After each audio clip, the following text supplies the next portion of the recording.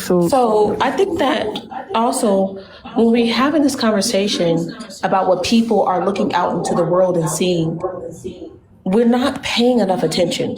This is what I was talking about external awareness. You're looking at this person, but do you ever ask yourself, why is this person this way, right? What made this person this way? What type of household did this person grow up in, right? Did you have structure in the household? Were you raised by a single mother, right? What did that single mother teach you, right? Was she trying to raise you up to be a good person? Also, when we have this desire, a lot of us have a desire to be married. But we have to ask, why do you have that desire? Why do you want to be a wife or a husband? What do you think being a wife and husband means? Is it based off what you see out there in the world? Or do you have something that actually provides a biblical, like Mr. Ocean said, biblical definition, right? It's Bible, right? Bible will let you know what a husband is, Ephesians 5. Proverbs 31 was a woman speaking to her son, telling her son what to look for in a virtuous woman. Yeah. So we got the blueprint in front of us. We just don't want to follow it because we want to go based off our feelings and what we comfortable with. but it's better to have your mom and your dad present that example, because my parents were married at some point, so I knew what marriage was like, and they kind of had like a loving marriage, but it just went bad. So I think you have to have that example from your parents. It's very important, or somebody in your family. You know. So real quick, is it safe to say that many people have I'm sorry. Well, I'll say both men and women. I'll just say the men because the men are the proposers. So if it's safe to say that for the men that are afraid of marriage or divorce, that it could be trauma based because of what they saw negative. I think so. The word trauma is a far stretch, but I think so. It plays a factor. it's perception based. No, I think if you look at little boys, because I'm African, right? I'm Nigerian. The relationship between a man and his son is like they're always very close. A guy needs that example from his father. A woman, not necessarily. I don't know necessarily. Naturally, women are just like women. But a man, he needs that example from his father. That's what I believe. Ella, you say that last part again. You said a woman is what? Yeah, I disagree with that. Wait, but what did Ella say? Hold on, say it again. I think women don't really need to be taught how to be women. We're natural I think nurturers. she just means innately women or like girls just like have that intuition. Yes. Think about it. how to do things. When you're a girl, you play with your dolls and you pretend to be like you pretend that your doll is like your child, right? Just because that's who we are. But men, they need that example from their father, you know. But who bought you the doll? My parents, somebody bought me the doll. But The point is somebody had to put that in front of you, right? Yeah.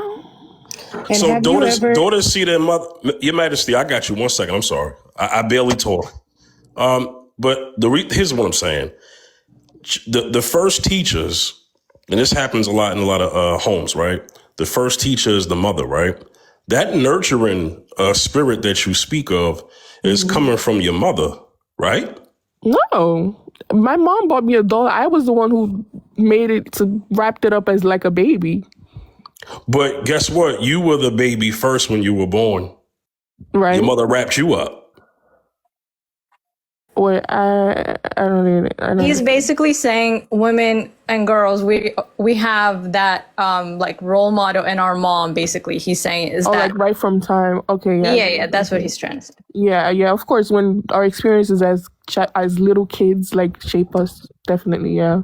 But I think also to her point in support of it, when God forbid a mom passes away and there's a daughter who's like the firstborn and then a father and a son, sometimes during that time she doesn't have any role model. She just kind of, helps the household, helps her dad and stuff like that, and it just kind of goes in that sense. Yeah, but if she did have a mom. That's if her mom passes away. That's like the extreme the Yeah. most extreme thing that can I have a happen. But question. here's the importance of a man. See, a man Hey, provides Lena, structure. hold on. Lena, wait. Your Majesty, she was trying to talk. Okay, go ahead, Your Majesty.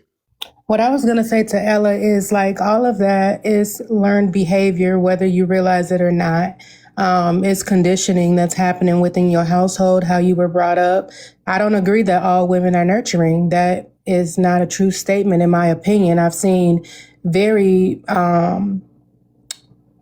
unnurturing women, Okay. personally and from an external perspective as well, looking at other women that I've been around.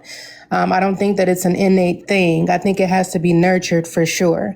And the same thing is that goes for being a wife. That's something that has to be taught to you. Like, with my daughters, I have all daughters, like I wasn't raised to, think about my future with a man, as far as like a husband is concerned. So with my daughters, for sure, I'm telling them that I'm teaching them how to listen. I'm teaching them how to not listen to a man, but just listen in a healthy conversation, and also how to take care of themselves and, just different things that they would need to know to have a healthy relationship with another human being, that would benefit them in a marriage if they choose so to go down that route. So I think a lot of these things that we're talking about, is things that are modeled for us. It's all based off of our own experiences as well. And I am a person that believes in the Bible and stuff too. And I also believe in my own real lived experience as well. And I put those things together to form my opinions about marriage, So I just think that a lot of things play a role in that.